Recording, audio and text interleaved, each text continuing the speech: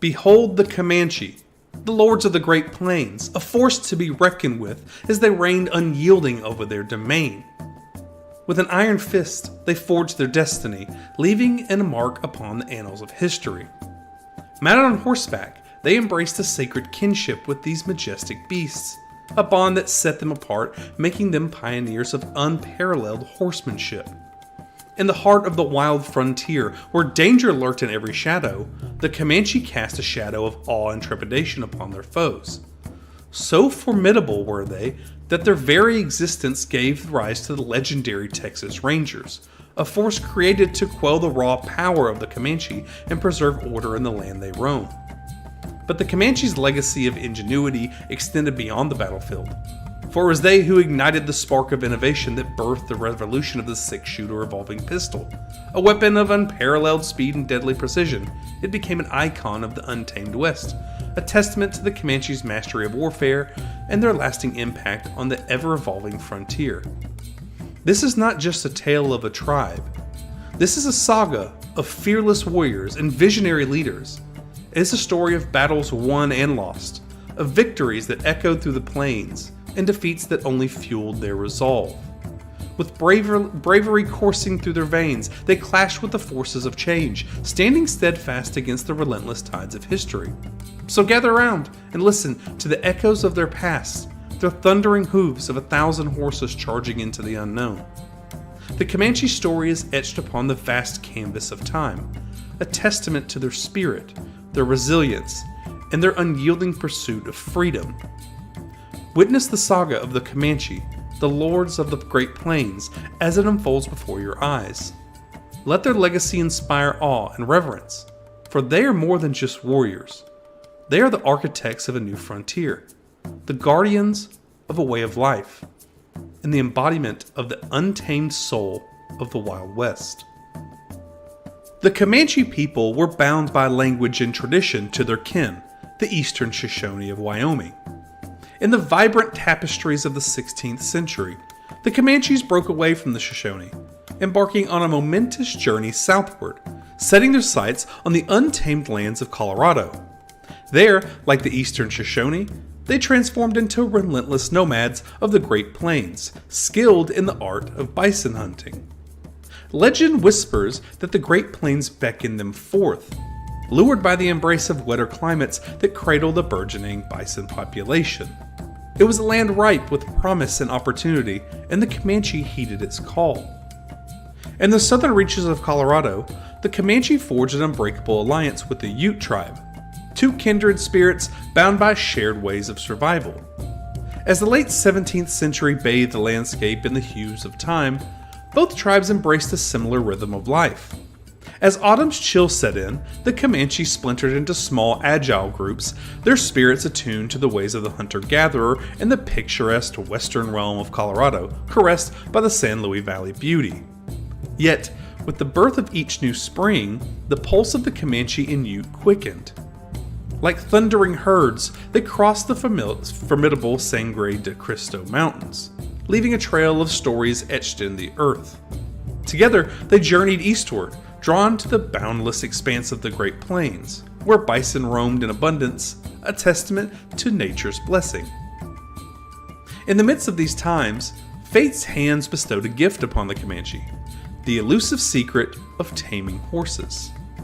The yearning for freedom, intensified by the tales of Spanish horses available to native peoples after the Pueblo peoples rose up and cast out the Spanish invaders from New Mexico, was finally fulfilled in the 1680s. The swift and nimble horses granted the Comanche the wings of the wind, turning them into wide-ranging nomads and masters of the open plains. The tapestry of history weaves on, and the first European mention of the Comanche resounds in 1706. A Spanish soldier named Juan de Alabari had brought forth tales from a distant Pueblo settlement of Taos, where rumors danced in the air. Whispers of impending attacks by the infidel enemies, the Ute and Comanche tribes, reached his ears. Yet fate took another turn, and the feared assault never came to pass. Nevertheless, a legacy of fearsome raiders, fierce and unyielding, took root in the annals of time, forever etching the Comanche into the realm of legend. The Ute word, Comanche, bestowed the name by which the Comanche would be known. Yet they called themselves Nimini, resounding with the gentle meaning of the people, an identity close to their hearts. When the French encountered them before the sun-kissed 1740 horizon, they bestowed upon themselves Paducah, a title they also granted the Apache, igniting confusion in the early chapters of French interaction with these awe-inspiring peoples whose history flowed like a river through the ages.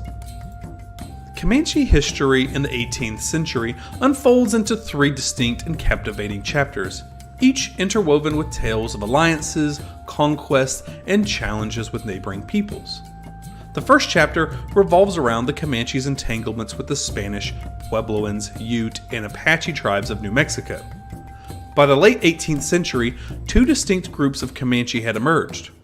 The western bands, dwelling in the vast expanse of New Mexico, Colorado, Kansas, and the Texas Panhandle, had their gaze fixed upon the Spanish settlement in New Mexico. On the other hand, the eastern band, dwelling in the enchanting landscapes of southwest Oklahoma and central Texas, had their eyes set on Spanish settlements in Texas. As they navigated through their complex relationships with these neighboring peoples, a new challenge loomed on the eastern border of the Great Plains: the French and their formidable Indian allies. And this was just the beginning. For the 19th century would even bring more challenges with the arrival of the immigrant five civilized tribes of Oklahoma and the Anglo settlers of Texas, forever altering the course of Comanche history. Of course, these tribes were forced immigrated to Oklahoma, but the five civilized tribes of Oklahoma were a new challenge. Anyway, moving on. One remarkable aspect of the Comanche people was their legendary horsemanship.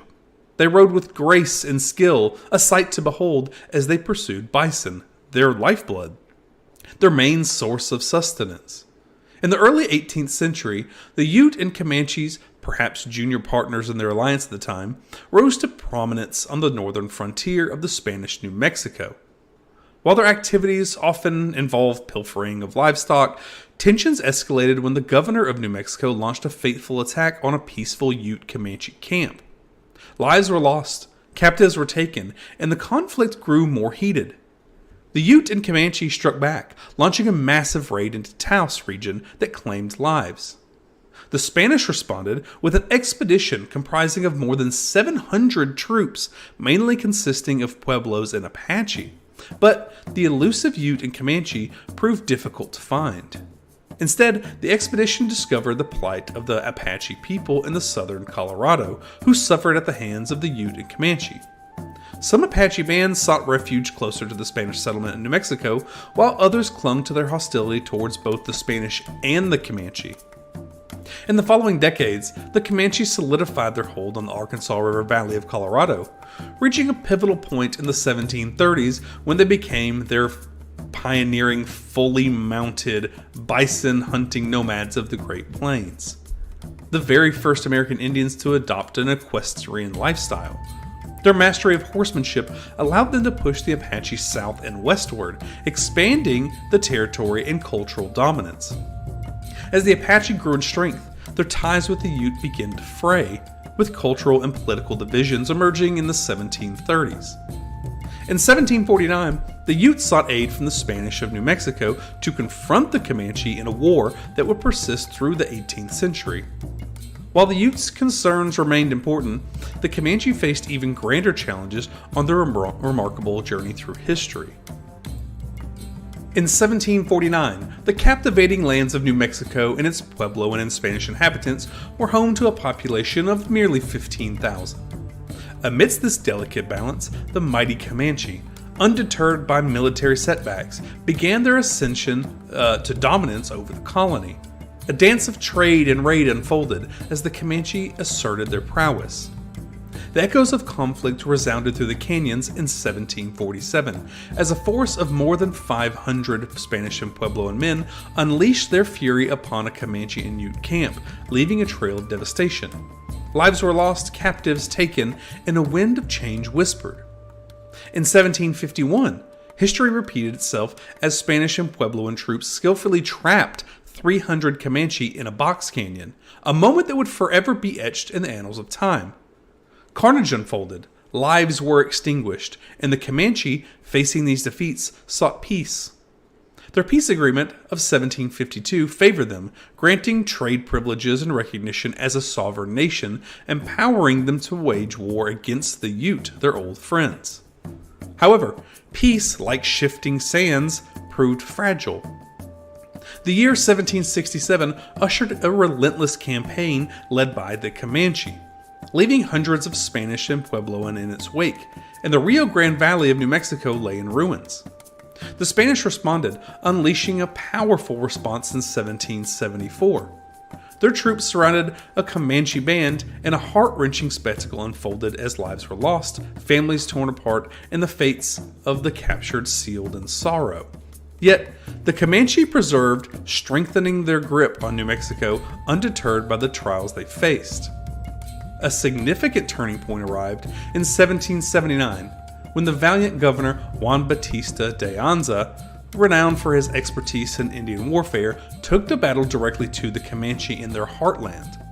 With a formidable force at his side, including Ute and Apache auxiliaries, he marched northward, making a chapter of epic proportions. The powerful Comanche war leader, Cuerno Verde, met his fate in the Greenhorn Valley of Colorado, surrounded by the echoes of battle. While raids did not entirely cease, the idea of peace gained traction, especially with the Eastern Comanche in Texas, when they struck a peace treaty heralding for hope in an era of reconciliation. Among the Western Comanche, the struggle for peace was personified by the enigmatic White Bull. The peace faction within the Comanche determined to see an end to the bloodshed, and took decisive action to grant power to make peace to the esteemed leader Acapara. Moments of tension and negotiation followed, with Pecos and Comanche camps bearing witness to history's unfolding. Finally, in July of 1786, a signed treaty was sent to Mexico City, sealing the peace of 1786, a momentous event that brought an end to major hostilities between the Comanche and the Spanish and Puebloans of New Mexico. This newfound peace ushered in an era of cooperation. The Comanche and Spanish joined forces against their mutual enemy, the Apache. Settlements extended eastward onto the Great Plains, and the population of New Mexico soared. Tokens of goodwill flowed as the Spanish lavished the Comanche with gifts, lifting trade restrictions on weapons and ammunition. Even a few Comanche children attended Spanish schools, symbolizing a unique and complex intermingling of cultures.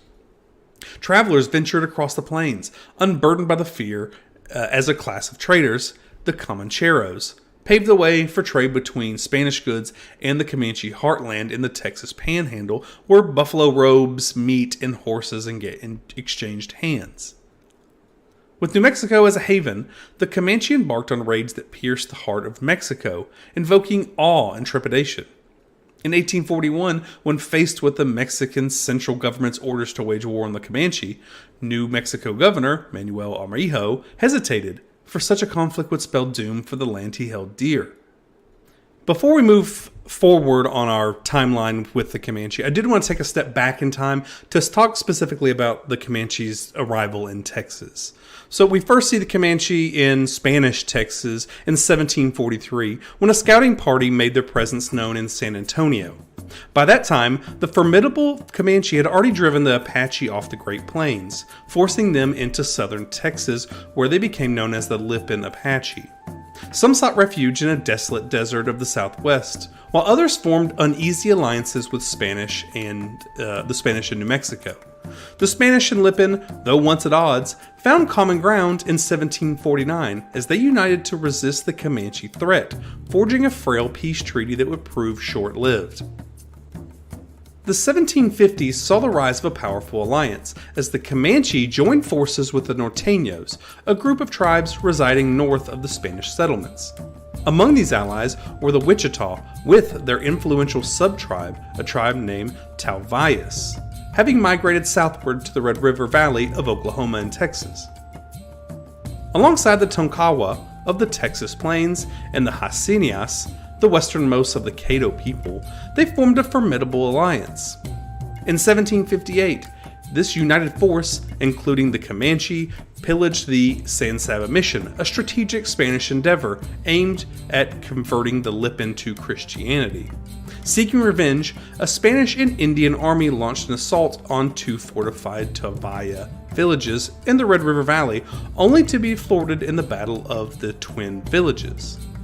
Initially, the Comanche engaged in trade with the agricultural Wichita tribe, exchanging buffalo pelts and meat for maize or corn. The Wichita also served as intermediaries, facilitating the trade of Comanche horses to Spanish colonies in Louisiana. However, as the 1770s unfolded, the alliance faltered. Devastating outbreaks of European diseases weakened the Wichitas, prompting the Comanches to shift their focus eastward, directly trading with the Spanish and French populations of Louisiana. Simultaneously, the Spanish faced threats from the formidable Osage tribe on the northeastern frontier and Apache raids south of the Rio Grande River in Mexico. Seeking peace, they extended an olive branch to the Comanche. Yet, tragedy struck in 1778 when a Comanche peace delegation was massacred in eastern Texas, sparking a vicious assault by the Comanche on Spanish settlements and other Indian tribes. The Spanish dream of establishing a powerful colony in Texas to counter the advance of British and French colonists seemed to crumble as the Comanches launched relentless attacks, leaving the Spanish reeling. However, in 1780 and 1781, a smallpox epidemic swept through the Indian population, impacting even the Comanche. As both Spanish and Comanche realized they had other interests and common enemies, a shift towards peace began to emerge. Guided by the mediation of the Wichita, negotiations between Pedro Vial and the eastern Comanche, spearheaded by Comanche-speaking Francisco Xavier Chavez, brought up an agreement in 1785.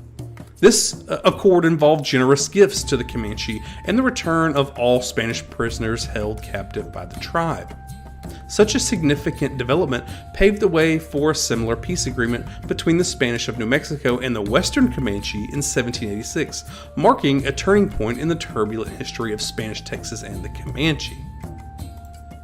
In the grand tapestry of history, the French had few direct encounters with the mighty Comanche.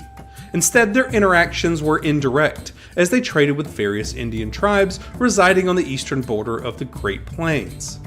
Early in the 18th century, French traders thrived along the lower Missouri River and in the vast expanse of Louisiana. Unlike the Spanish, whose interests encompassed colonization, exploitation of mineral wealth, and the spread of Christianity among the native peoples, the French were primarily driven by economic pursuits. In 1720, the Spanish sought to expel French traders from the plains and dispatch a military expedition, only to meet a tragic end at the hands of the Pawnee in Nebraska. However, the French did make some headway in their quest for contact with the Comanche, as evidenced by encounters between the Mallet brothers and the Comanche. They called them the Latane, probably pronouncing that wrong, in 1739 along the Arkansas River in Colorado. This interaction paved the way for significant peace agreement between the Wichita and the Comanches in 1746, mediated by the French. Amidst the sprawling plains of the eastern Great Plains, the Comanche encountered formidable adversaries, chief among them the Osage tribe. The Osage's staunch resistance barred the Comanche from venturing eastward beyond certain territories in Kansas and Oklahoma. The 18th century saw the Osage expand from the Missouri homeland onto the Great Plains to hunt bison, fulfilling the French demand for bison robes and actually also for slaves. The Osage enjoyed ready access to French products, specifically the valuable firearm. As a result of Osage hostility, the Wichita, trusted trading partners and allies of the Comanche, were forced to migrate southward to the Red River Valley of Oklahoma and Texas, leaving their former lands in northern Oklahoma and southern Kansas around 1750. Meanwhile, in northern Kansas and Nebraska, the Comanche and Pawnee clashed in a sporadic warfare, their paths fraught with raids for slaves and horses. Battles and skirmishes marked their interactions as both tribes sought to assert their dominance in the region. These encounters with the Pawnee, another powerful tribe allied with the French, added yet another layer of complexity to the Comanches' interactions with the European powers. By the dawn of the 19th century, the Comanche had evolved into a formidable force, controlling a vast expanse of 200,000 square miles in the Great Plains. Their large herds of horses served as valuable commodity, and the seemingly endless bison herds sustained their way of life. However, the smallpox epidemic of 1780 and 1781 dealt a significant blow to their numbers, and although recurring smallpox and other European diseases continued to take their toll, the Comanche population persisted around 20,000, bolstered by captives adopted into the tribe. In 1790, the Comanche found new Native American partners with 2,000 Kiowa and Kiowa Apaches, joining them in the Comanche as allies. Amid the delicate balance of accommodation and antagonism with the Spanish, peace agreements endured, even though the French were no longer a presence after selling Louisiana to the United States in 1803. The arrival of Anglo-Americans on the borders of the Comanche brought both promise and peril for the Comanche. As the Spanish presence dwindled, the Americans surged with their vast numbers, creating new opportunities and challenges. The United States boasted a population of 10 million by 1820, with Anglo-Americans settling in Texas and creating a robust market for Comanche horses and mules. Irish-born Philip Nolan was among the first American traders to venture into Comanche territory in the 1790s. The Anglo market provided the Comanche with a lucrative trade, enabling them to acquire goods and products previously available only through their interactions with Spanish and French. Yet, this newfound market also heightened tensions and conflicts. As the Anglo-American presence grew, so did their influence, altering the dynamics of the Comanche's interaction with the European powers. However, amidst the changing times, the Comanche maintained their identity as a powerful and influential nation. They adapted to shifting political landscapes, forming strategic alliances and engaging in trade with various European powers and other tribes. Nevertheless, the Comanches' aspiration for independence and control over their territories remained unwavering. The peace with the Spanish in Texas began to falter after 1795 and the Mexican War of Independence, which commenced on 1810, further straining the relations.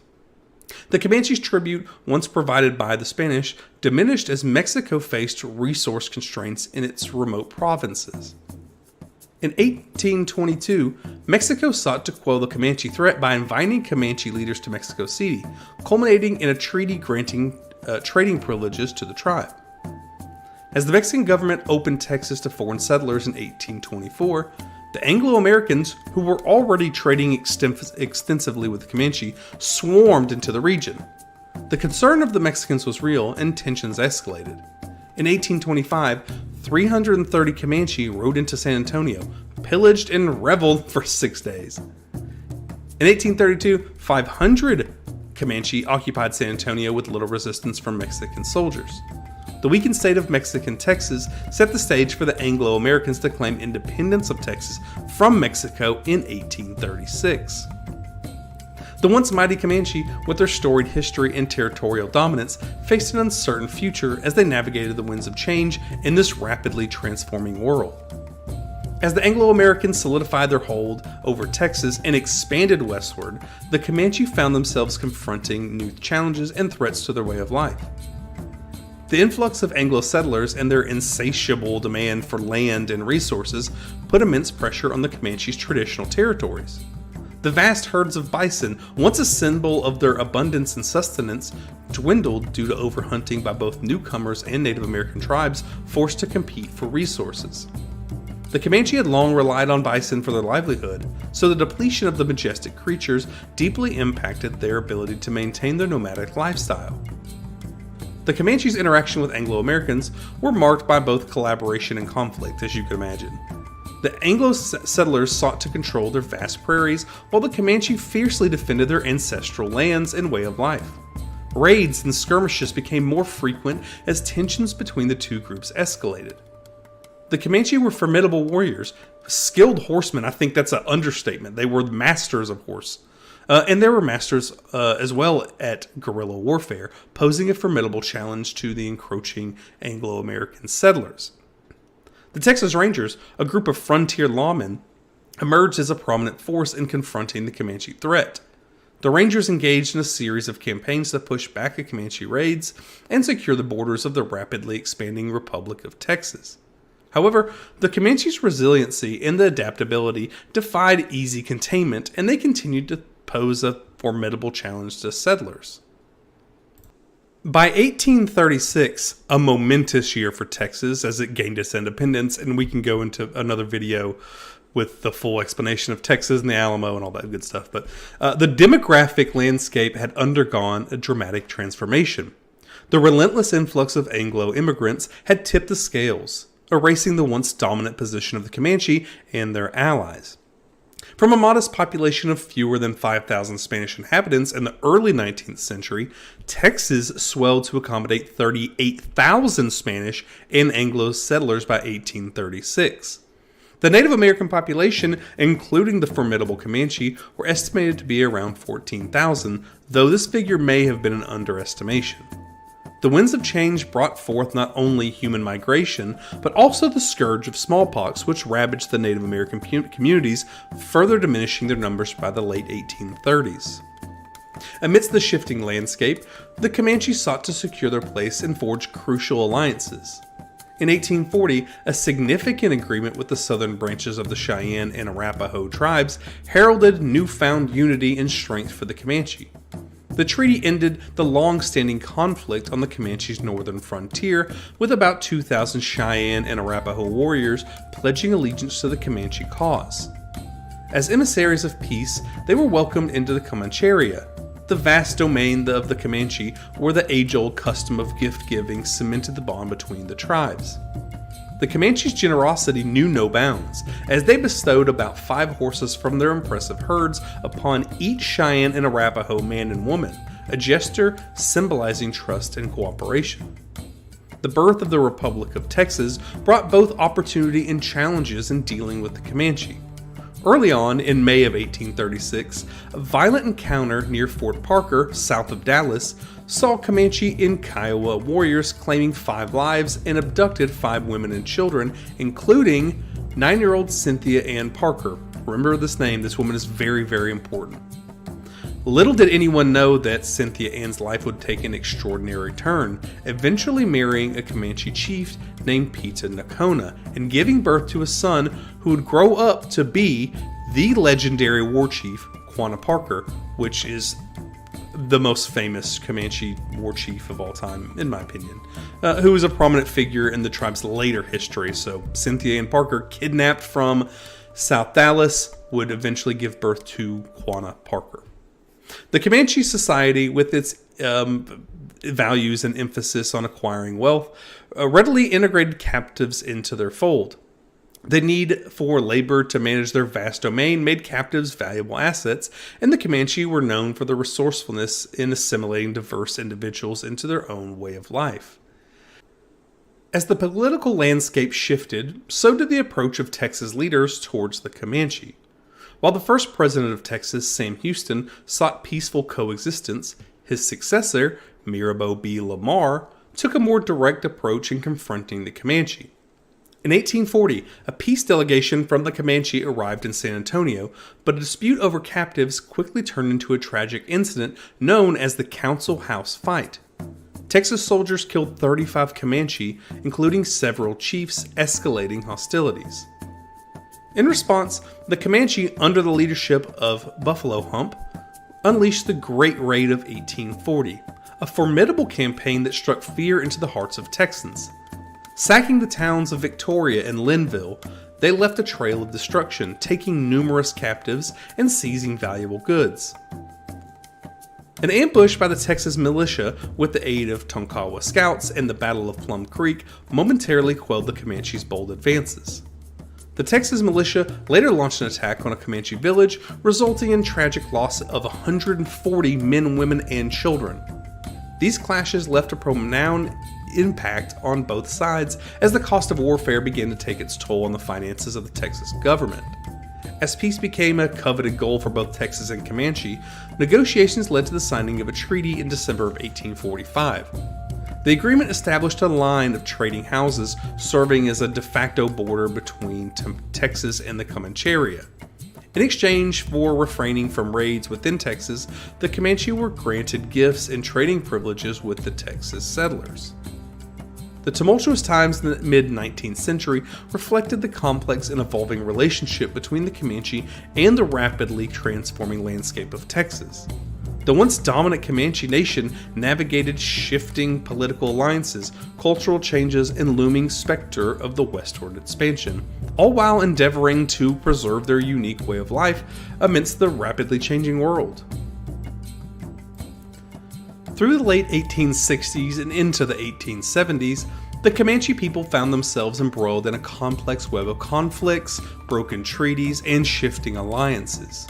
The encroachment of white settlers into the Comanche area had triggered a series of clashes, leading to retaliatory raids, broken promises, and deep-seated animosities on both sides. As the United States government attempted to enforce its treaties with the Comanches and other tribes, they faced numerous challenges. The annuities promised to the tribes in exchange for peace often fell short of expectations, causing widespread disappointment among the Comanche people. Instead of receiving the guns and ammunition and quality goods they had hoped for, they were left with rotting Civil War rations and subpar blankets that could hardly withstand the rain. These unfulfilled promises, combined with the ever-encroaching white settler, left the Comanches feeling frustrated and betrayed. As the frontier continued to expand westward, the Comanche's traditional way of life came under increasing threat. The vast herds of bison, which had once provided them with sustenance and a marketable commodity through horse trading, were now rapidly dwindling due to overhunting by settlers and expansion of railroads. Moreover, the Comanche society had been significantly weakened by the devastating epidemics of smallpox and cholera brought by the wave of immigration from the California Gold Rush in the late 1840s. These diseases had decimated their numbers and further eroded their ability to resist the encroachment of settlers. The Texas Rangers played a crucial role in further exacerbating the tensions. Often operating beyond the state lines, they pursued the Comanche into Indian Territory, now Oklahoma, and even into Mexico, retaliating for raids in Texas. While some Comanche divisions signed treaties and sought peaceful resolutions, others, like the Quanah, remained defiant and refused to be bound by the agreements. The situation became increasingly complex with the outbreak of the Civil War. The Comanche peoples found themselves caught in the crossfire of conflict, with some factions aligning with the Confederacy, while others maintained their hostility towards white settlers and their interests. The chaotic nature of war further complicated matters, leaving Comanches and other tribes uncertain about who to trust and what actions to take. The end of the Civil War brought a sense of hope and peace, as government commissioners met with the Plains tribes to arrange a new treaty. The Medicine Lodge Treaty of 1867 granted the Comanches in the Kiowa a vast reservation in southwestern Oklahoma, intended to be the new home for these tribes. However, this move was met with resistance as many Comanche chose to remain on the Staked Plains, refusing to accept the treaty's terms. As tensions continued to simmer, the Comanches and Kiowa found themselves in conflict with the other Plains tribes, like the Lakota, the Cheyenne, and the Arapaho, who had formed a general alliance against the encroaching settlers. This further complicated the situation, with various tribes vying for territorial control and limited resources. The persistent violence and broken promises took a toll on both sides, leading to a vicious cycle of retaliatory raids and conflicts. The Comanche people, once known as fierce warriors, faced significant challenges as their traditional way of life and territory were threatened by the ever-expanding United States.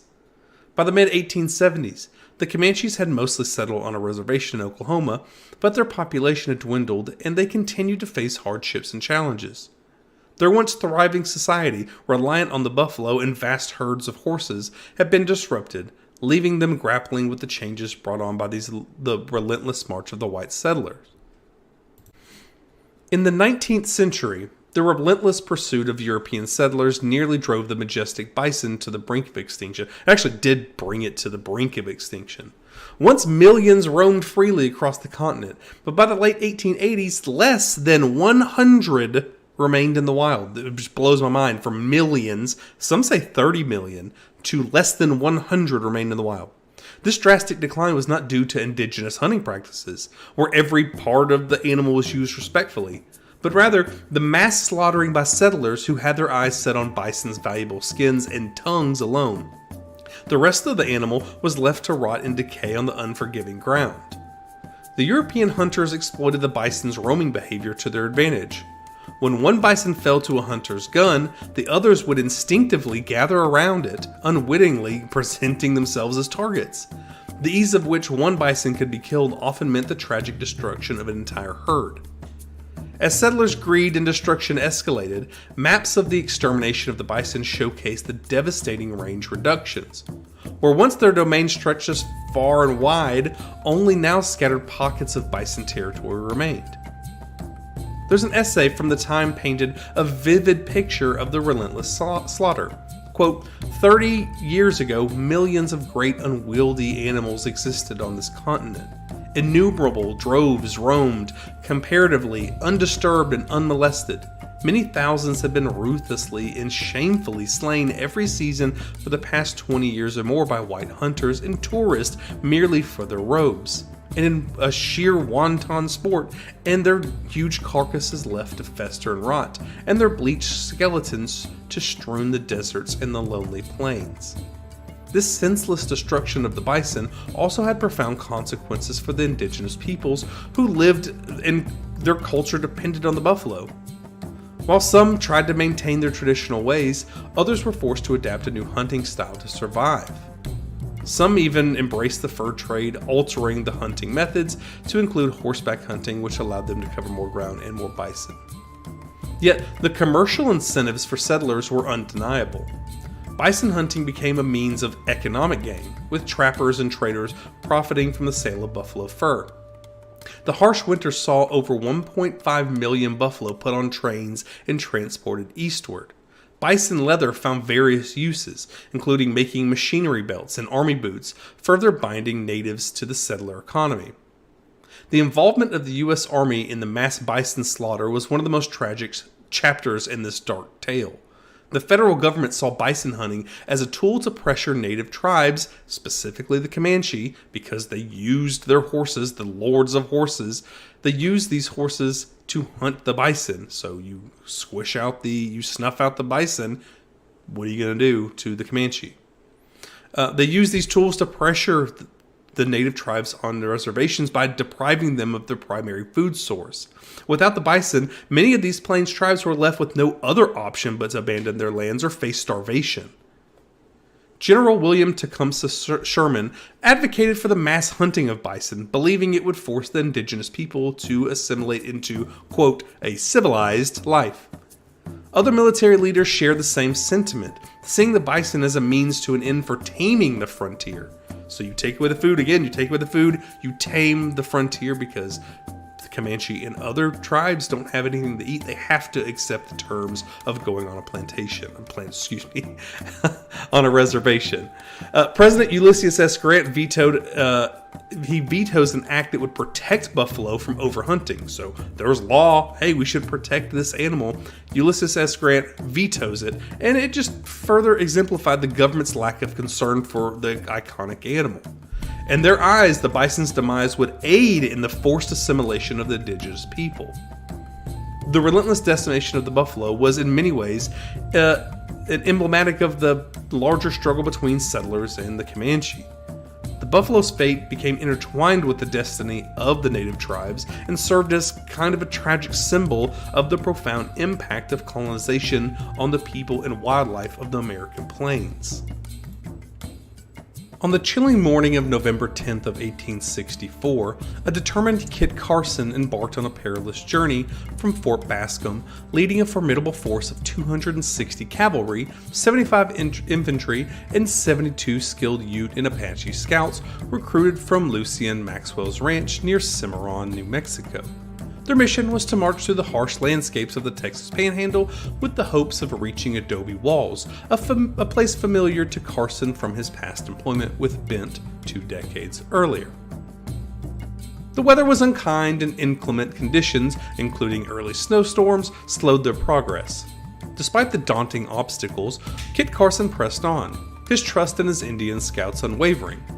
These adept trackers covered the flanks of the slow-moving column, venturing ahead each morning to scout for Comanche and Kiowa encampments. After days of arduous travel, the scouts made a significant discovery. On November 24th, the trail of a large Indian village. Carson seized the opportunity and ordered a night march of his cavalry and artillery, leaving his infantry behind to guard the supply train. With the Ute and Apache scouts by his side, Carson led the charge, his heart set on quelling the threat of these hostile tribes. The clash was inevitable, and as dawn broke on November 25th, the roar of battle echoed across the plains. Kit Carson's cavalry attacked a Kiowa village of 176 lodges, causing the chief and his people to flee, alerting the nearby Comanche villages to join the fray. What Carson had expected to be a manageable confrontation turned into a formidable challenge. The Kiowa Plains Apache and Comanche warriors relentlessly charged, armed with paint and feathers, their war cries piercing the air. Carson deployed his cavalry strategically around the 2 howitzers, while the Indian scouts skirmished with the enemy, both sides locked into fierce combat. The sound of gunfire and bugle calls mingled, creating an atmosphere of chaos and danger. Carson's clever use of the howitzers prevented an all-out disaster, but the relentless attacks of the Comanche and Kiowa forces made him use a crucial decision: to retreat. With howitzers' shells running low and his troops weary, Carson ordered the retreat to the Kiowa village, skillfully navigating through the Indians' attempt to block their path with fire. In the twilight, the soldiers set fire to the Kiowa lodges, igniting chaos and confusion amongst the enemy. Exhausted but triumphant, they made it back to their supply train that night. As the weary soldiers rested in the camp on November 26th, their defeated opponents watched from a distant hilltop, a palpable tension lingering in the air. Some of Carson's officers urged him to renew the battle, but he sought counsel only from his trusted Utes and Apache. Ultimately, he chose to order the retreat back to New Mexico, leaving the Texas Panhandle to the Comanche and Kiowa for the next 8 years. The United States Army claimed the Battle of the First Adobe Walls as a victory, but the Kiowa held a different perspective, recording the period as, quote, a muddy travel winter, the time when the Kiowa repelled Kit Carson. Regardless of the outcome, the battle marked a significant turning point. The last time the Comanche and Kiowa would force American troops to retreat from the battlefield. It signaled the beginning of the end for the once mighty Plains tribes and their way of life. Now we jump ahead 10 years to the Second Battle of Adobe Walls. In June of 1874, a group of audacious businessmen, fueled by dreams of prosperity, dared to revive the town of Adobe Walls. They set up 2 stores, creating a bustling complex that catered to the needs of 200 to 300 buffalo hunters in the area. The air buzzed with anticipation and danger as tales of Indians spread like wildfire, drawing a large crowd to the walls where both opportunity and peril loomed. The remaining free-ranging Southern Plains bands, the Comanche, the Cheyenne, the Kiowa, and the Arapaho, saw a resurgence of Adobe Walls in the booming buffalo hunting as a dire threat to their way of life. The 1867 Medicine Lodge Treaty had designated the region between the Arkansas River and Canadian River as Indian hunting grounds, but the violation of this treaty by buffalo hunting parties sparked outrage amongst the indigenous tribes. In the spring of 1874, the Indians held a sacred Sundance, and their medicine man vowed victory and immunity from bullets to those who took up arms against the invaders. On June 25th of 1874, a group of hunters, led by the intrepid James Hanaram, embarked on a fateful journey to the Adobe Walls. Just as the sun kissed the horizon on June 27th, a spectacle of barbaric grandeur unfolded. The war-painted warriors of the Comanche, the Cheyenne, the Kiowa tribes, mounted on their finest horses, charged across the plains with a furious determination. Colors of red, vermilion splashed their bodies and their steeds. Feathers and war bonnets fluttered in the wind as they descended like a tempest upon adobe walls. The initial attack nearly breached the defenses of the hunters. The Indians pounded on the doors and windows with their rifle butts. In the close quarters combat that followed, the hunters fought back with pistols and lever-action rifles. The situation was dire, but the formidable long-range Sharps rifle gave the hunters a fighting chance. The warriors' relentless besiege adobe walls caused tension and uneasy to grip the camp.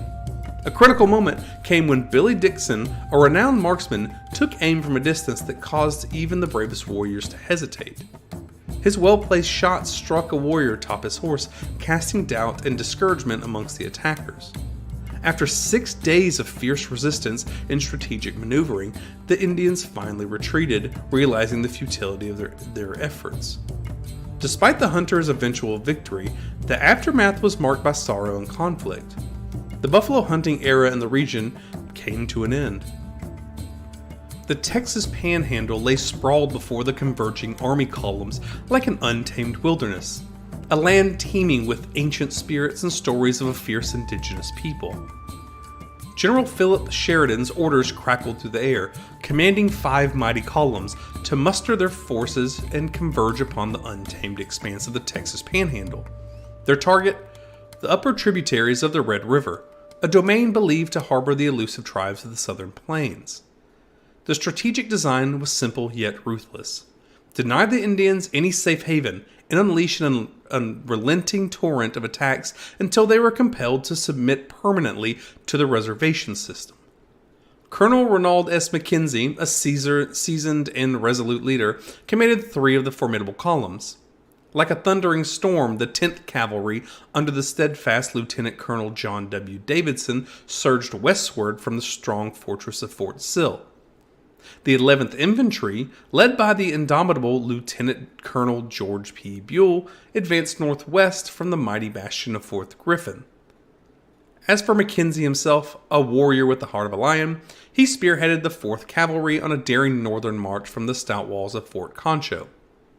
Yet, the forces that would converge upon this vast, untamed land did not end there. The 4th column, led by the cunning and experienced Colonel Nelson A. Miles, featured a powerful union of the 6th Cavalry and 5th Infantry. With resolute determination, they advanced relentlessly southward from the unyielding stronghold of Fort Dodge. And in the distance, the 5th column emerged from the eastern horizon, the 8th Cavalry, commanded by the gallant Major William R. Price, marching with precision and purpose. This legion of 225 officers and men, along with 6 intrepid Indian scouts and 2 expert guides, had originated from the storied grounds of Fort Union, embarking on an arduous journey via Fort Bascom in New Mexico. The convergence of these columns heralded the beginning of a relentless and continuous offensive against the tribes in the Texas Panhandle. As many as 20 fierce engagements ensued, each confrontation a momentous clash of cultures and survival instincts. The Army, a disciplined force of soldiers and scouts, relentlessly sought to engage the evasive and agile Indians, specifically the Comanche, at every opportunity. The tribes, on the other hand, journeyed with their women, children, and elders, striving to avoid direct confrontation with the overwhelming force that bore down on them. Yet, when destiny's hands drew them together, the resolute warriors of the southern plains attempted to escape before the army could force them into submission. However, the cost of a successful escape was steep, leaving behind precious horses, sustenance, and vital equipment.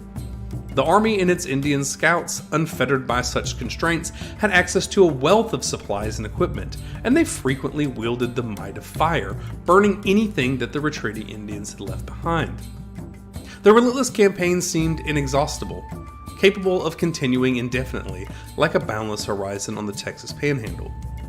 Throughout the fall of 1874, the war's crescendo echoed across the vast expanse, and with every passing day, increasing numbers of Indian tribes were compelled to relinquish their nomadic existence and seek refuge at Fort Sill, succumbing to the reality of the reservation system. Among the countless battles that colored the landscape of the Texas Panhandle, 2 stand out as enduring legends etched in history. The Battle of Upper Washita River A saga of bravery and tenacity unfolded on September 9th of 1874. As Captain Willis Lyman and his wagon train of rations approached Camp Supply, they were confronted by a formidable force of Comanches and Kiowas. Like a fortress amid the prairie, the wagon corral became a bastion of courage, with Lyman and his 95 troops fending off an adversary that numbered around 400. In a valiant effort to seek aid, a scout raced to send word to Camp Supply.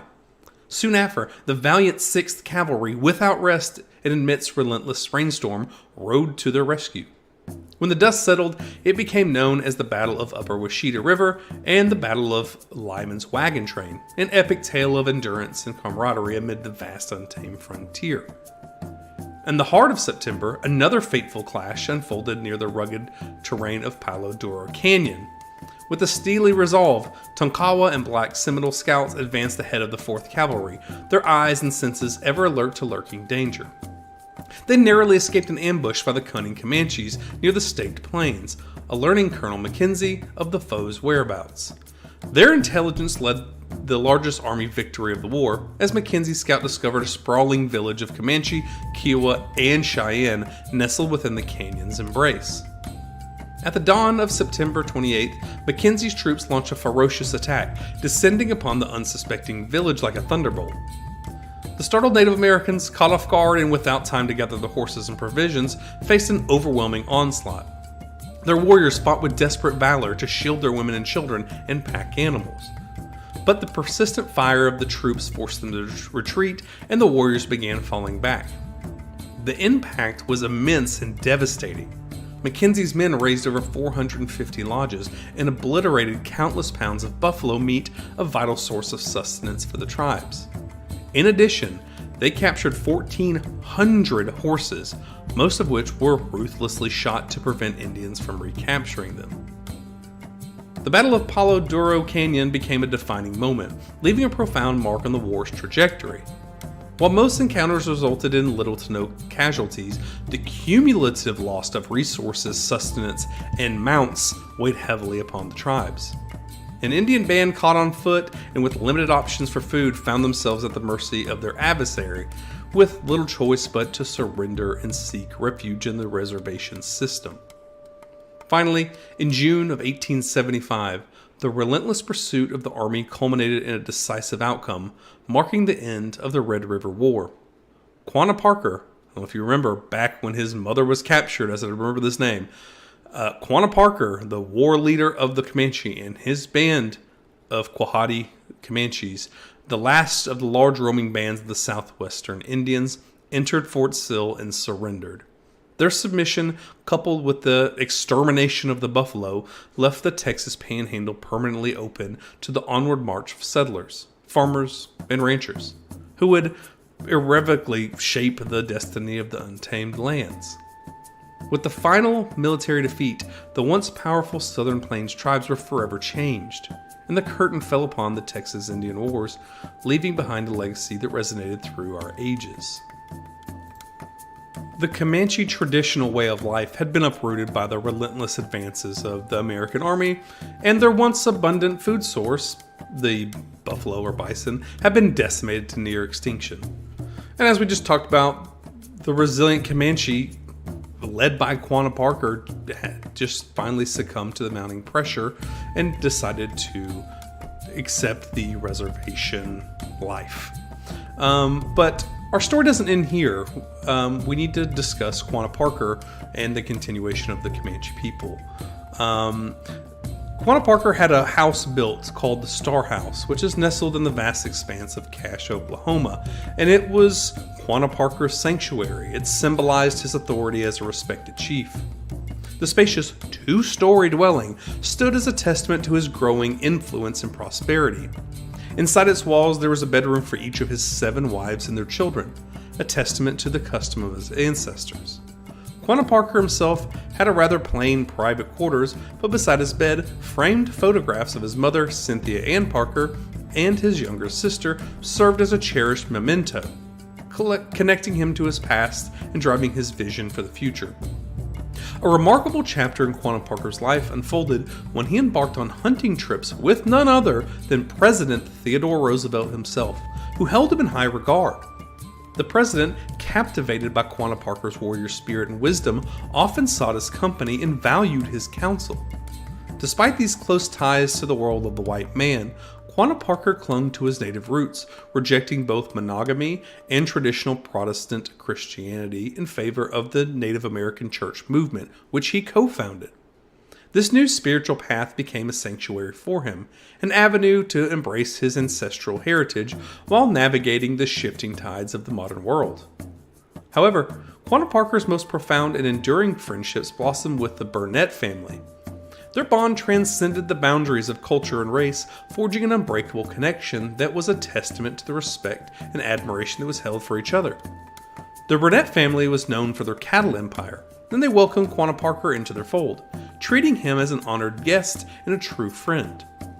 A unique exhibition of cultural artifacts gifted from the Parker family to the Burnetts attested to the depth of their relationship. Remember, Comanche people, in the earlier times especially, the gift-giving cemented the bond between peoples. Together, Quanah Parker and the Burnetts experience a myriad of adventures, from parades with a large group of Comanche warriors at the Fort Worth Fat Stock Show to wolf hunting expeditions with President Roosevelt. They shared moments that solidified their mutual admiration and respect.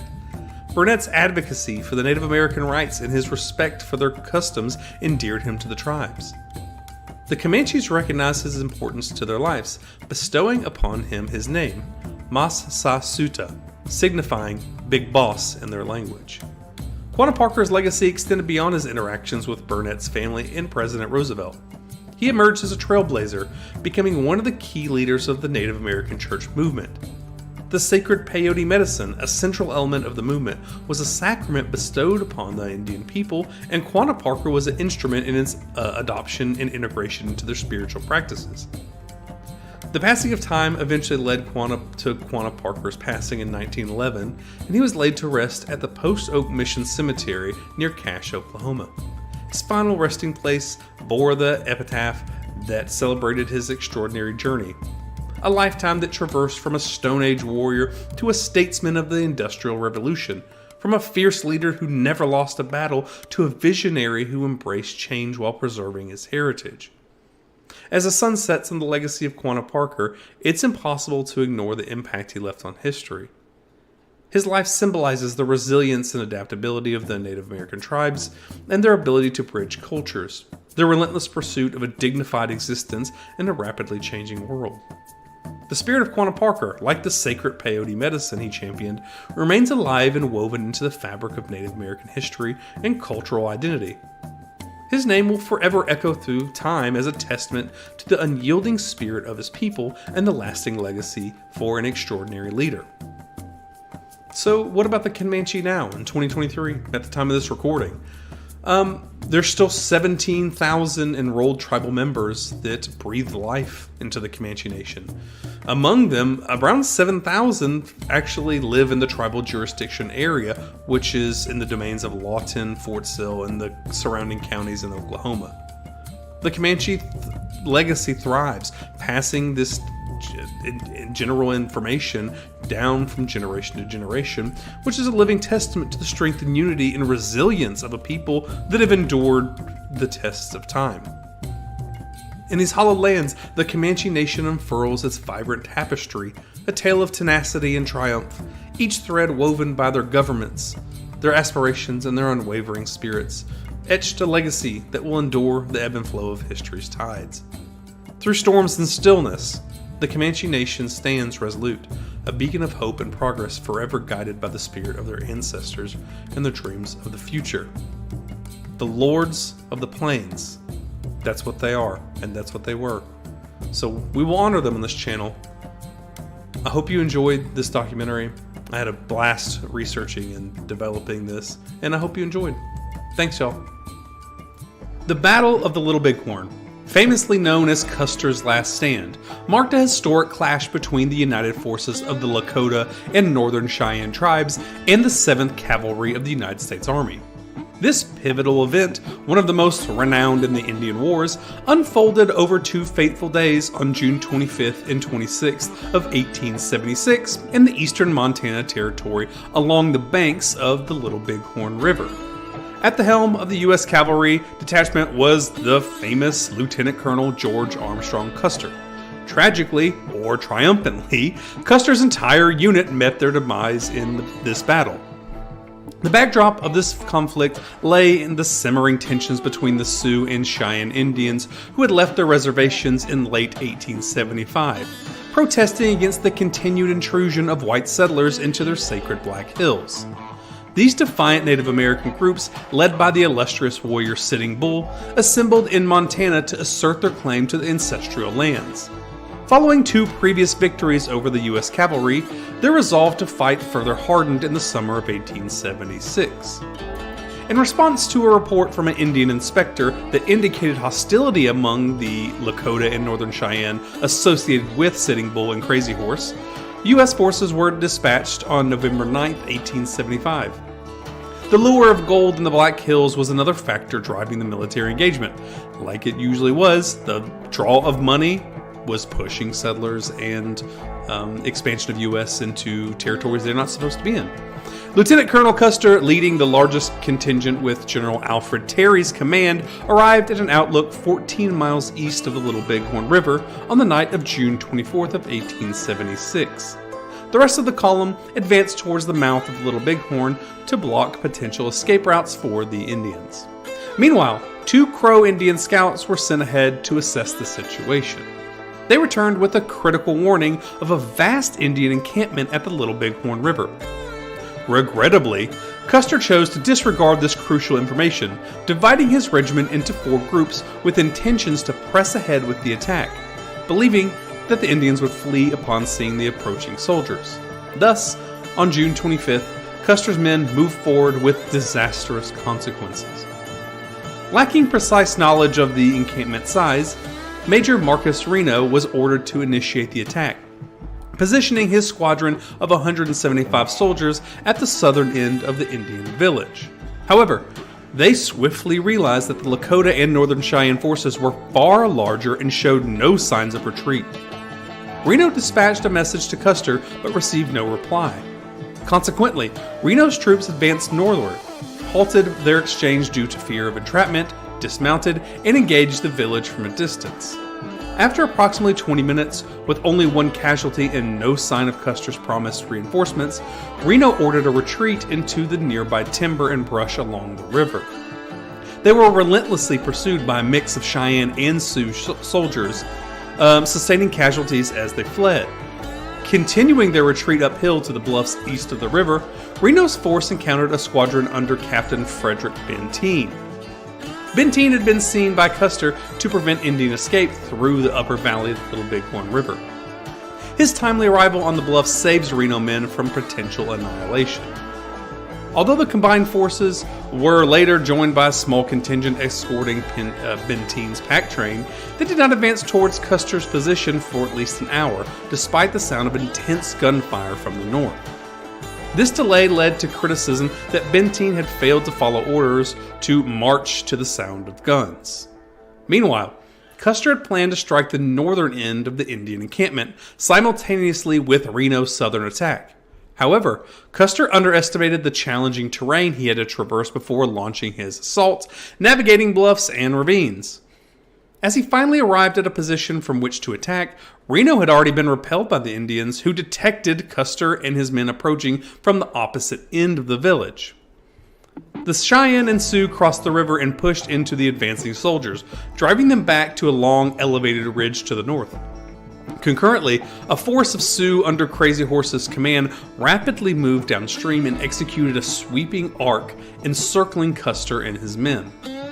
As the Indians closed in on Custer, situated some 3.5 miles north of Reno and Benteen, Custer ordered his men to shoot their horses and create a makeshift barrier. Unfortunately, this provided minimal protection against the hail of bullets and arrows, and Custer, along with his 210 men, succumbed to the relentless assault in less than an hour. Notably, the Lakota and Cheyenne outnumbered the U.S. forces roughly 3-1. Following the decimation of Custer's troops, the Lakota and Cheyenne turned their attention to the remaining U.S. forces under Benteen and Reno, who had finally responded to the audible fighting in Custer's vicinity. Over the next 24 hours, these forces engaged in a grueling battle until the arrival of additional troops under General Terry from the north finally arrived and secured the U.S. lines.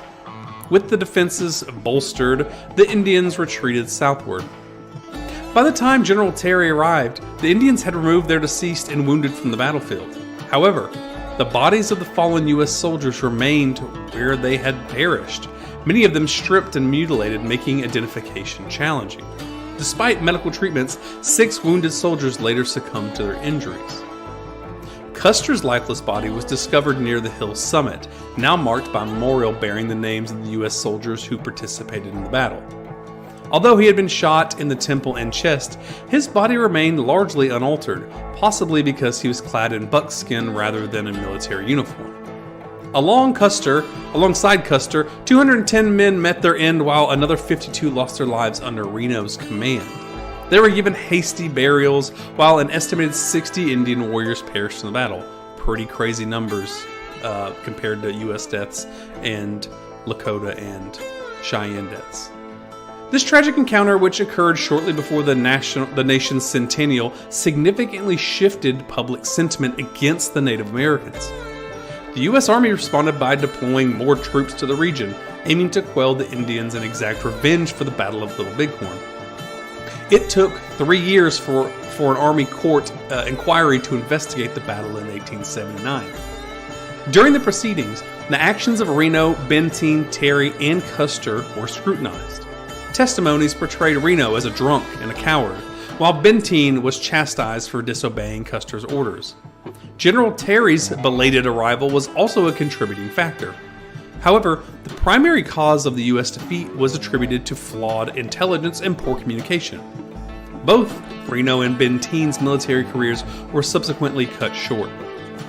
In the same year as the military investigation, the Little Bighorn battlefield was designated as a national cemetery under the War Department's administration. In 1881, a memorial was erected over the mass grave of the 7th Cavalry soldiers, U.S. Indian Scouts, and other personnel who perished in the battle.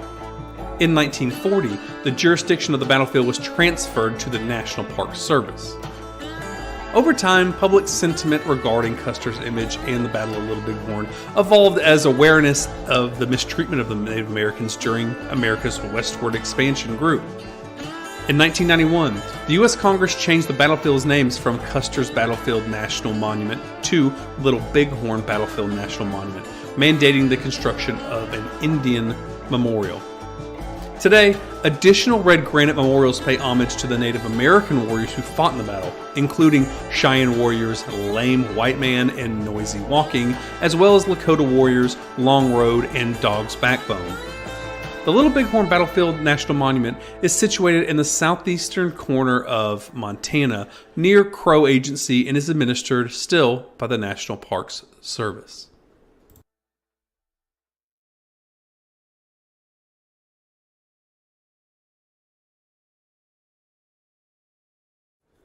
In the summer of 1874, a pivotal chapter unfolded on the sprawling canvas of the American frontier. The U.S. Army embarked on a determined campaign with the intent of dislodging the Comanche, Kiowa, the Southern Cheyenne, and Arapaho Indian tribes from their ancestral domains on the southern plains of the United States. This ambitious undertaking sought to enforce the relocation of these tribes to the designated reservations in the Indian Territory, a monumental shift that would forever alter their way of life.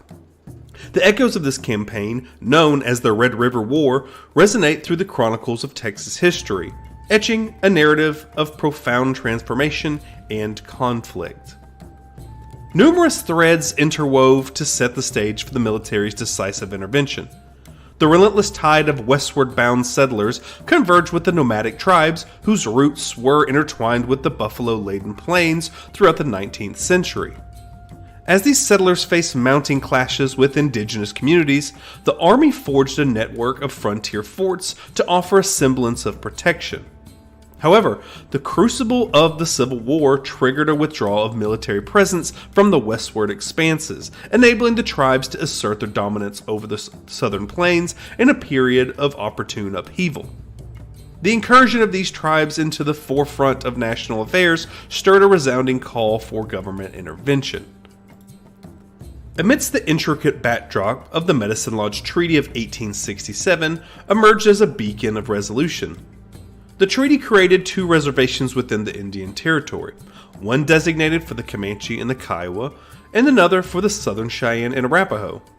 Eager for peace, the tribes agreed to the terms that held the promise of basic services, vocational training, housing, and crucial sustenance in forms of food, supplies, and even firearms and ammunition to support their hunting practices. This accord carried a noble vision, allowing the tribes to continue hunting in the lands south of the Arkansas River as long as the buffalo roamed there.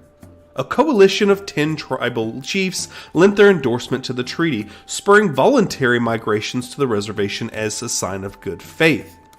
Yet, the treaty's lofty aspirations were dashed against the jagged rocks of reality. The enterprises of commercial buffalo hunters scorned the treaty's confines, invading the territory that had been solemnly pledged to the Southern Plains tribes. The swift decimation of the majestic southern bison herds, which had long been the lifeblood of these tribes, transpired with a mere 4 years, spanning from 1874 to 1878. The ruthless hunters perpetrated a wide-scale massacre of these revered creatures, ruthlessly gathering their hides for trade back east and forsaking the carcasses to fester upon the plains. Astonishingly, the U.S. government remained silent. I don't know if that's super astonishing, but they did remain silent, failing to stem the environment catastrophe. This wholesale extermination of buffalo dealt a crippling blow to the tribes, driving them into the clutches of dependency upon the reservation provisions. The pledges and assurances of the U.S. government, though grand in word, yielded a bitter harvest of delusion for the tribes. Inadequate and often subpar rations greeted them, while the confinements imposed by reservation boundaries clashed profoundly with the tribe's ancestral instincts to roam the open plains with unbridled freedom. As the tendrils of discontent wound even tighter around the reservation, a palpable sense of desperation gripped the indigenous populations. By the spring of 1874, the weight of dissatisfaction hung heavy upon these lands. Conditions soured, and a steady exodus commenced, as many Indians left the reservations behind, rejoining the renegade bands that had retreated to the vast expanse of the Texas plains. Whispers of rebellion and resistance circulated amongst the tribes, mingling with aspirations of reclaiming their ancestral lands. In the cauldron of unrest, a figure named Aes Sedai emerged as a beacon of inspiration and a harbinger of conflict. A prominent leader and revered prophet of the Quahati band of Comanches, Aes Sedai wielded spiritual power of great magnitude. His incitement to wage war against the encroaching white settlers reverberated across the plains. The conditions of the time, marked by despair and desperation, paved a way for Aes Sedai's message to find receptive ears amongst the Indian leaders. They were faced with some choices. They could either succumb to starvation or rise in armed defense, and the indigenous leaders swiftly aligned with Aes Sedai's vision of resistance. So a strategy was made: the plan to assail and obliterate a nearby settlement of buffalo hunters at a place called Adobe Walls, a crucial juncture in the narrative of the Red River War. The First Battle of Adobe Walls. In 1864, Brigadier General James H. Carleton stood at the helm of the Department of New Mexico, and he was faced with a daunting task: put an end to the relentless onslaught of Indian attacks on white settlers journeying across the paths of the Santa Fe Trail en route to the New Mexico Territory. To answer the call, the famous Kit Carson was summoned, a battle-hardened figure fresh from a campaign against the Apache and Navajo tribes in the heart of New Mexico. Kit Carson's mandate now resonated with stern retribution against the Kiowa and Comanche tribes. Kit Carson assembled 336 Californian and New Mexico volunteers, bolstered by the presence of 75 Ute and Apache auxiliaries. The decisive moment arrived on the fateful November 25th of 1864 when Carson orchestrated a planned assault on a nearby Kiowa village. The aftermath led Carson's battle-worn company to find refuge amidst the ancient ruins of the Adobe walls. However, dawn unveiled the grim surprise. The Kiowa, joined by the fierce Comanche, unleashed a brazen counterattack against Carson and his forces entrenched at Adobe walls. Despite being confronted by an intimidating amount of 1,000, they think 1,000, warriors, Kit Carson's troops did hold steadfast when they had 2 howitzers sending support to keep the attacks at bay. As twilight cast its somber cloak, a strategic retreat from the bastion to Fort Bascom in New Mexico was enacted, preceded by the incendiary act of setting one of the encampments ablaze. The brutal clash had a pretty big toll. 3 souls of Carson's ranks were lost, while another 15 bore some physical scars of the battle. In stark contrast, the tally of indigenous casualties was about 60. The Brigadier General James H. Carleton, unswerving valor in the face of the odds, was etched into history, a testament to courage in the adversity that resonated through the great expanse of the Great Plains, earning him laurels as a paragon of resolve. Now, there are 2 battles of Adobe walls. The first one involved Kit Carson. The second one, this is all leading up to Red River War. So this is what's happening in Texas, North Texas specifically, that sparks the Red River War. So this is kind of the background of this. The second Battle of Adobe Walls was a decade later, after the initial Battle of the Adobe Walls, when a group of merchants from Dodge City, Kansas, yes, the famous Dodge City, Kansas, followed the path of the buffalo hunters into the Texas Panhandle. Panhandle is the very tip-top of Texas. They were established a sprawling complex known as Myers and Leonard Store near the ruins of Fort Adobe. This establishment included facilities such as a corral and a restaurant designed primarily to cater to the growing number of buffalo hunters in the area. The momentum of trade at Adobe Walls escalated further with the opening of a second store in April of 1874, run by Charles Rath and Company. Soon after, James N. Hannaran, I think I'm saying that right, Hannaran, and Charles Rath, the one who opened the store, launched a bustling saloon, and Tom O'Keefe initiated a blacksmith shop. As Smith blossomed, the area was frequented by 200 to 300 buffalo hunters, contributing to a pretty thriving trade scene. Remaining indigenous inhabitants perceived the post in buffalo hunting as a grave threat to their way of life, and in my opinion, and I'm sure a lot of other people, it was correct. They were a direct threat to their way of life. During the spring, the Indians organized a sun dance during which Comanche medicine man Isatai prophesied the victory of warriors engaged in battle against the encroaching buffalo hunters. Remember our old friend Isatai. In the early hours of June 27th of 1874, a combined force of 700 Comanche, Cheyenne, and Kiowa and Arapaho warriors, led by Comanche chief Quanah Parker and Isatai, launched an attack on Buffalo Hunters' camp. Seeking shelter, the hunters took refuge in 2 stores and a saloon. Remember, in my last video of the Comanche history, Quanah Parker is the most famous Comanche chief and ended up kind of being the leader, the religious leader, and a government leader of the Comanche after the reservation, or during the reservation. Just a side note. Despite the post being manned by only 28 men, including notable figures Bat Masterson, the famous lawman of the Wild West, and Billy Dixon, who was a famous buffalo hunter, Isatai's prophecy turned out to just be an illusion. Remarkably outnumbered, the hunter's superior weaponry managed to fend off the Indian assault. The tales of Billy Dixon's prowess emerged with his alleged remarkable shot inside James Hanran's saloon. And I hope I'm saying that right, James Hanran. Though its accuracy has been disputed, Dixon has never personally claimed credit for his incredible shooting. After 4 days of unrelenting battle, reinforcements arrived, bolstering the post's strength by about 100 men, and that prompted the forces of the Comanche and Kiowa and Arapaho to retreat. While estimates varied to up to 70 Indian casualties were reported, including Quanah Parker was supposedly wounded during this battle as well. The outcome of the Adobe Walls engagement proved to be both a spiritual blow to the indigenous tribes and the catalyst to the Red River War. This is what sparked it, of 1874 and 1875, eventually leading to the final location of the Southern Plains Indians to designated reservations.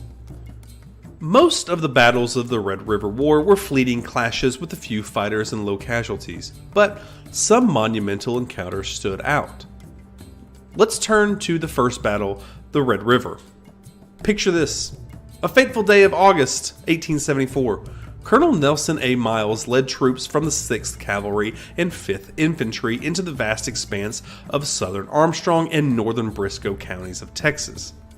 What followed was a gripping day-long saga known as the Battle of Red River. Imagine rugged canyon lands, where around 650 well-armed Army soldiers boasting Gatling guns and a formidable 10-pounder Parrott rifle engaged in a relentless pursuit of Southern Cheyenne warriors. Incredibly, and despite the odds, the Cheyenne managed to stave off the relentless assault long enough for their families to slip away into safety of the canyons and vanish across the staked plains. Now, let's turn our focus to Major William R. Price's expedition. In a daring move, he led the companies C, H, K, and L of the 8th U.S. Cavalry from Fort Union, New Mexico, towards the Texas Panhandle. A column of 216 soldiers accompanied by 2 formidable mountain howitzers and a substantial supply train as they embarked on a journey across the vast Texas Panhandle. On September 12th, as they ventured northeast between Sweetwater Creek and the dry fork of the Washita River, a tense encounter unfolded. Here, they faced off against a band of Kiowa and Comanche Indians led by the indomitable Kiowa chief, Lone Wolf. A high ridge north of Sweetwater Creek in Wheeler County, Texas, became the stage of the Battle of Sweetwater Creek. But unbeknownst to Major Price and his soldiers, Indian families lay hidden behind the ridge, desperately seeking escape. These warriors, led by Lone Wolf, skillfully distracted the troops, enabling their families to slip away to safety. The resulting running battle spanned 4 intense hours and covered 7 miles of terrain. Now, while Major Price's column faced its own trials, Captain Willis Lyman was entrusted with a perilous mission. Imagine him leading a military escort comprising of 36 infantry, 20 cavalry, and 36 civilian teamsters, of whom only 10 were armed, as they embarked on a journey to resupply Camp Supply, so resupply the camp named Supply, in Indian Territory. On September 9th, as they ventured back towards the Red River with crucial supplies, they found themselves under relentless attack by Kiowa and Comanche warriors. Visualize this chaotic scene unfolding as warriors fired from a distance, forcing the cavalry to maneuver through challenging terrain. Ultimately, they reached a steep ravine towards the north of the Washita River, where Captain Lyman ordered the wagons to perform the famous protective corral. We've all seen the corral in Western films, circle the wagons. As the Indians relentlessly pressed their attack, a fierce skirmish unfolded. Sergeant DeArmond fell, Lieutenant Granville Lewis suffered a severe wound, and teamster named Sanford was mortally wounded while carrying ammunition. Yet, despite the initial assault, the Indians retreated to the surrounding ridges, laying siege to the wagon train. Now, with nightfall, the battle ebbed, but the Indians' intent to maintain the siege was evident. Now, Captain Lyman's resolved as he ordered the men to dig rifle pits, and the circle train provided additional protection. The next morning, with the Indians resuming their relentless fire, the situation grew pretty dire, prompting Lyman to send a scout named W.F. Shamsley to seek the help from Camp Supply. Remember, they're trying to bring supplies to Camp Supply. Shamsey's daring escape pursued by relentless Indians, and he ultimately reached Camp Supply 2 days later. September 12th marked the beginning of the Indians actually abandoning this siege. Now, picture a cold rainstorm enveloping the besieged troops. Continuing through the next day, the soldiers, nearly out of supplies, found themselves in a grim predicament. Horses were injured, and 22 mules from the wagon lay dead. In the early hours of September 14th, Company K arrived from Camp Supply with much-needed aid and ambulance. Captain Lyman and his wagons could finally move on, rejoining Colonel Miles. For their unwavering bravery during the battle, Colonel Miles recommended 13 troopers of the Medal of Honor, and Captain Lyman was duly promoted. On that same September morning, about 125 warriors who had besieged the Lyman wagon train decided to regroup south of the Washita River. As they reached a small rise north of Gageby Creek, they stumbled upon a small detachment of 6 men from Colonel Miles' command tasked with locating Lyman's wagon train. This detachment included civilian scouts Billy Dixon, who we talked about in Adobe Walls, and Amos Chapman, along with 4 6th Cavalry soldiers. Imagine these men encircled by Indians with limited cover and mounting tension. Private Smith, who held the horses' reins as chaos erupted, was quickly shot and fell as the horses stampeded. The intensity of the ensuing battle, where these courageous men, except for Dixon, were all wounded. Billy Dixon's keen eye spotted a small buffalo wallow, a shallow depression of the plain, and he made a daring dash for it. 3 others joined him, and together they began digging with knives and creating kind of a makeshift fortification. Outside the wallow, Private Smith lay wounded, and Chapman suffered a crippling leg wound. Dixon's determination persisted as he managed to reach and rescue Chapman. As the afternoon wore on and ammunition grew scarce, their only hope was to retrieve the revolver and ammunition belt from the fallen Private Smith.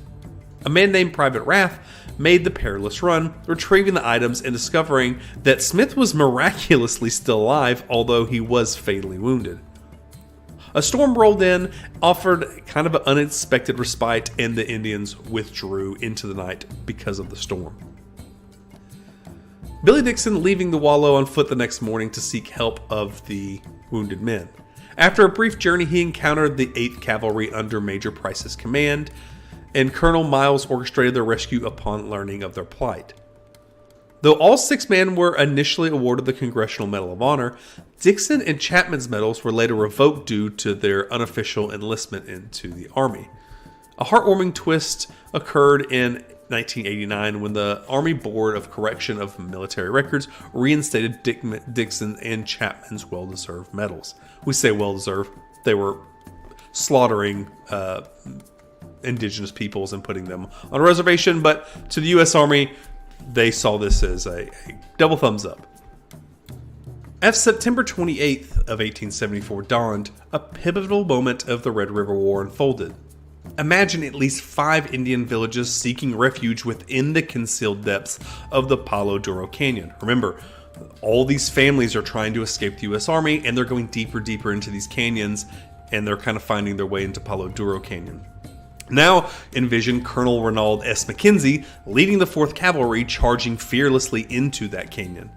The scattered Indian leaders, including Iron Shirt of the Cheyenne, Poor Buffalo of the Comanche, and Lone Wolf of the Kiowa, struggled to mount a unified defense. The soldiers captured and set ablaze the villages, including the crucial winter stores.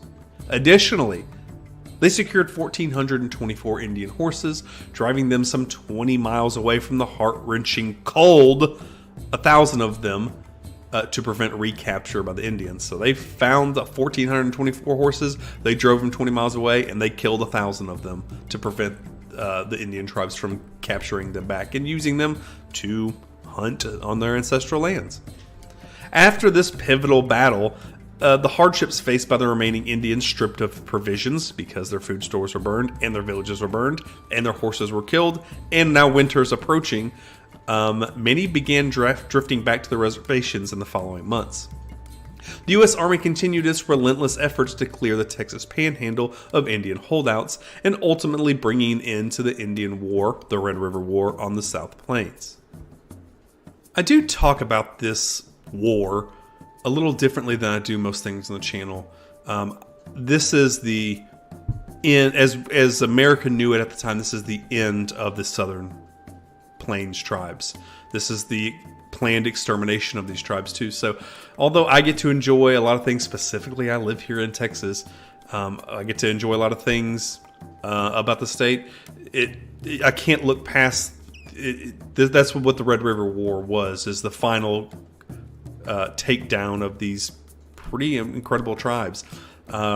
This is the end for the Southern Plains Indians, and they're moved to the reservation after this because their villages were burned, their stores that they worked to help get them through the winter were destroyed, and now it's, even though it was reservation or fight, now it is just reservation or starve to death outside the reservation. So you either have to play by the rules or you're going to die outside the rules. So I do talk with a little more disdain in this video, but it's a powerful message being sent by the U.S. Armed Forces that it's not even about comply anymore. It's you are accepting a new way of life that we're providing for you, and then even that was taken. So anyway, if you hear a little weird inflection in my voice, that's why. I find this war, especially as a Texan, pretty gross, but it does need to be covered. We need to learn all the fun stuff about the Wild West. We also need to learn about the things that were really happening and what the effects were. So I hope you enjoy this video. I've been out for a while. I've been down sick. You can still hear it in my voice, but I hope you still are enjoying the content, and please subscribe. Thank y'all. Quanah Parker stands out as the most renowned figure in Comanche history, facing formidable challenges to ensure the safety of his people. Despite not holding the formal title of head chief, he is widely recognized as the ultimate leader of the Comanche. The pivotal Red River War, as discussed in one of our previous videos, it marked a significant turning point for the Comanche people. In the aftermath, Quanah Parker assumed the weighty responsibility of surrendering his nation to Fort Sill, Oklahoma. Quanah Parker was actually born into the Noconi band, or the Wanderers, under the Comanche umbrella. He was then spent his formative years with the Quahandes, where his parents, notable parents, Quahande Comanche chief Pete Nocona, and his mother, Cynthia Ann Parker, which was actually a white settler who was abducted at the age of 8 that kind of assimilated into the tribe. Before we go further into Quanah's life, we need to kind of touch on Cynthia Ann Parker because she's pretty pivotal, and maybe that's why Quanah Parker made the decisions he made in his later life. So Cynthia Ann Parker was born around 1827 and belonged to prominent Parker frontier family that settled in East Texas in the 1830s. In a dramatic turn of events, she was captured by the Comanches at the age of 8 or 9 during the raid on Fort Parker, which is in present-day Groesbeck, Texas, in 1836. Bestowed with the Comanche name Nadeau, meaning foundling, for you Mandalorian fans, the foundlings, she was embraced by the Noconi band of Comanches, and she became the foster daughter of Tabinoka, which is a chief there. Fully assimilating into Comanche life, Cynthia Ann Parker married Pete Nocona, the Quahande warrior chief, known as a bunch of different names, but the main name is Pete Nocona.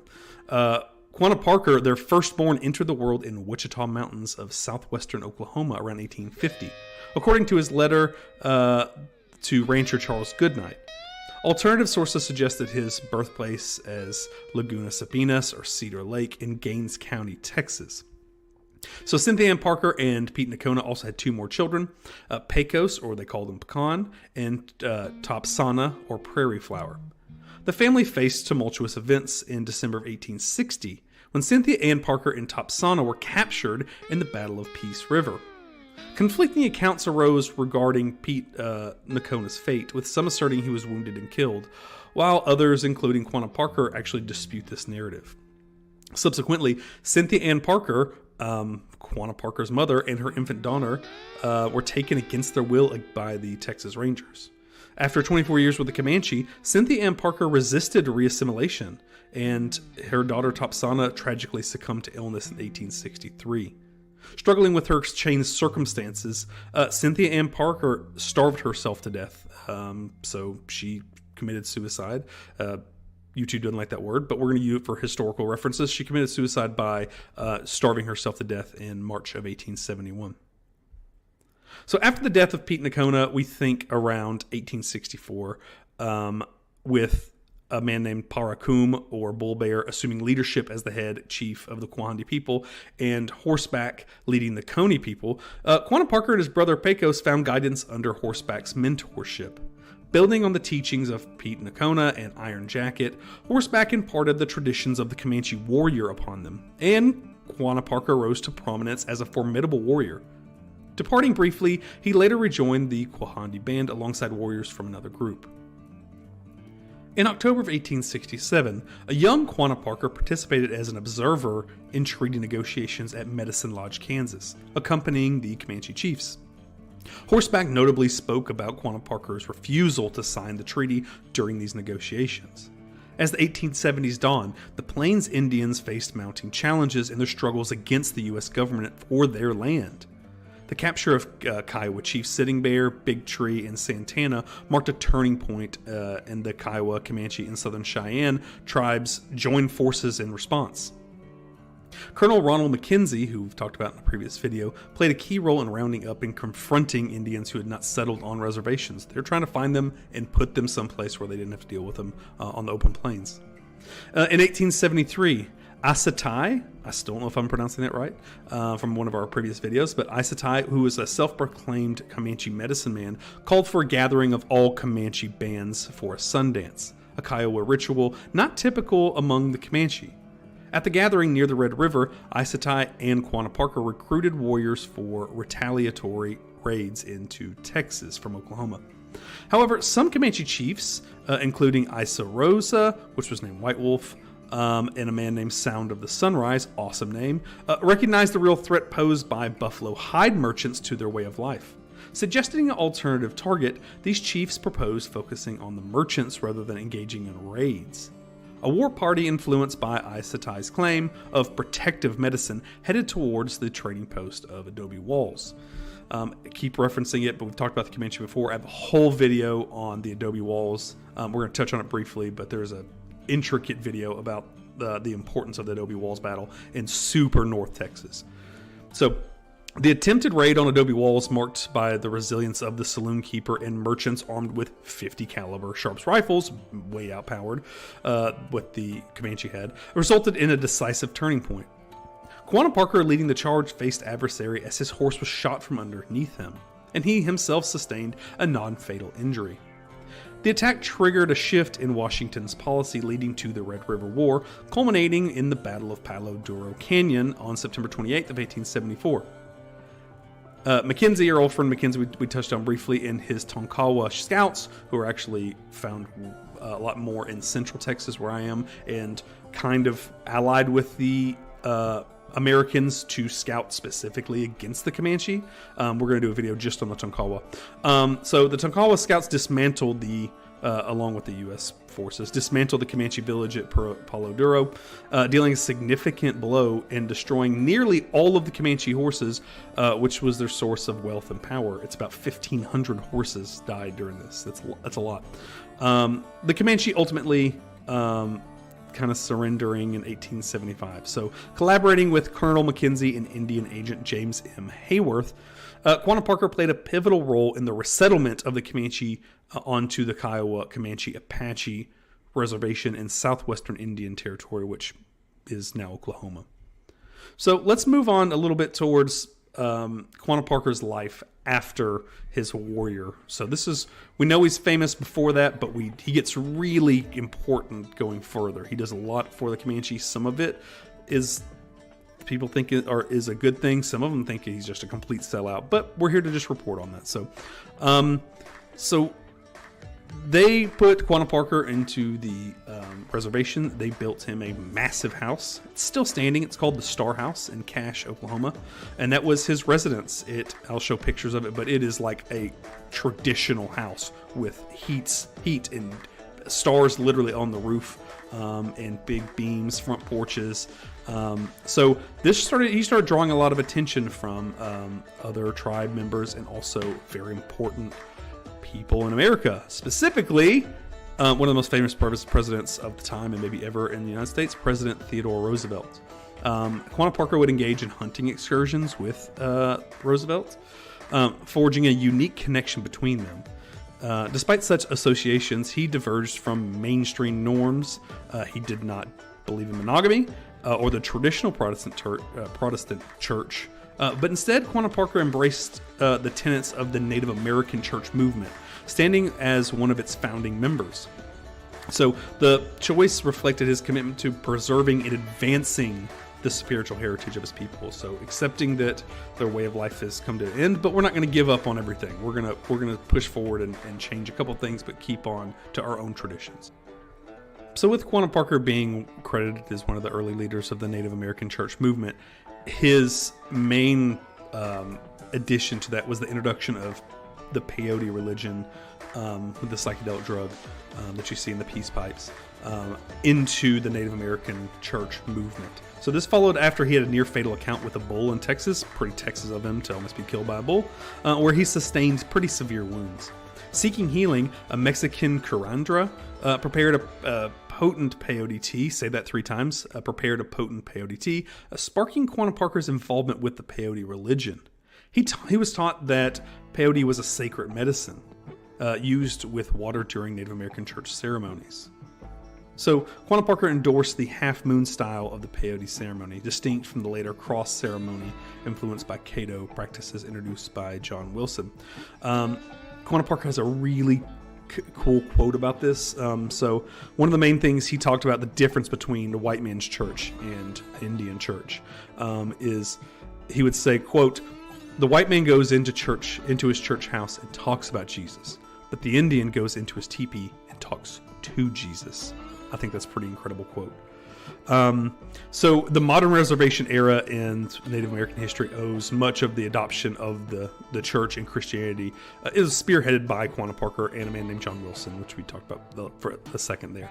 Although not part of a traditional Native American like religious practices, this movement gained prominence in the late 19th century, blending cultures from both Native Americans of Mexico and other southern tribes with ancient use of peyote in spiritual practices.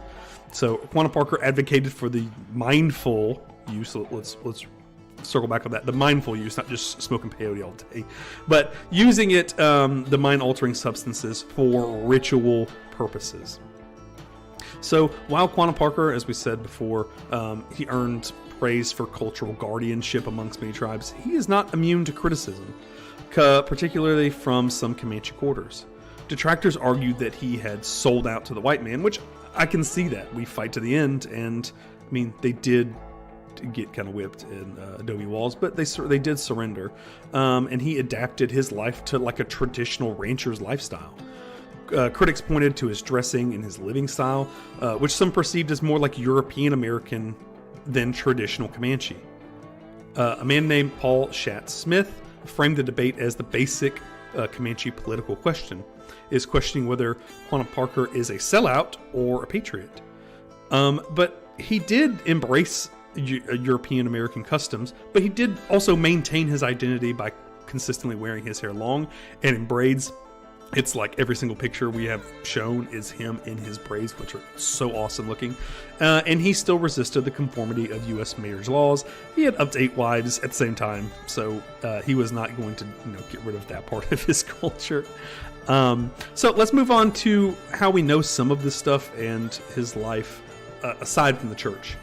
So we can see correspondence between Quanah Parker and a man named Samuel Birch Burnett Sr., and his son Thomas Lloyd Burnett reveal mutual admiration and respect.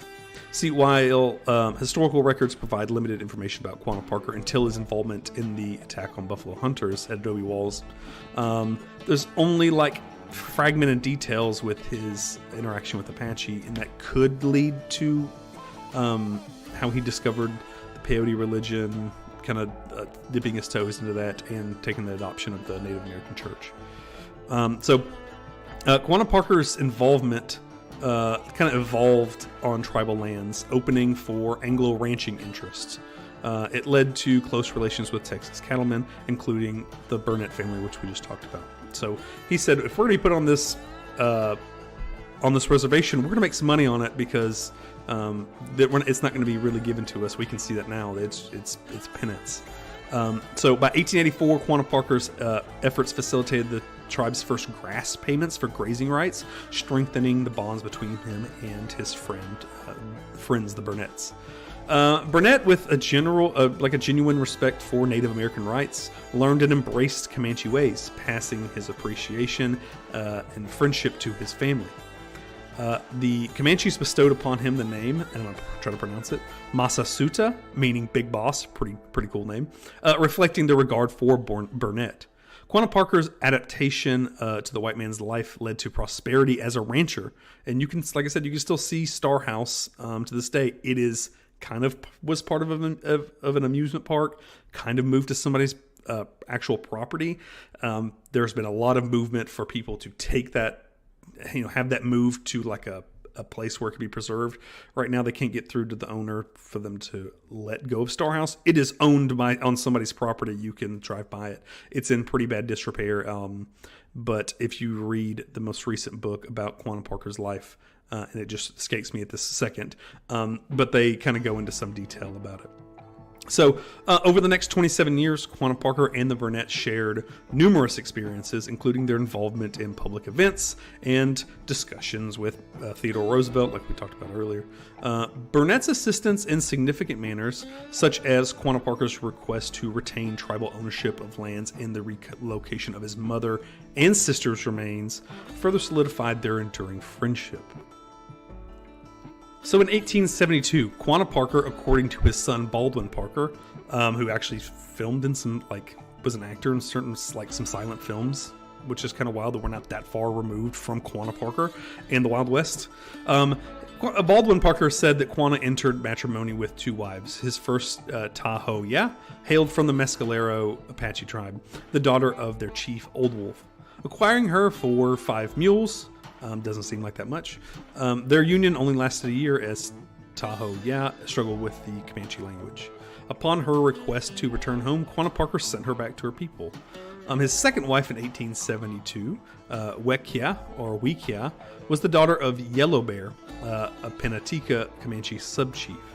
Despite initial complications, including her engagement to another warrior, some Comanche drama for you, she and Quanah Parker eloped, later reconciling with Yellow Bear.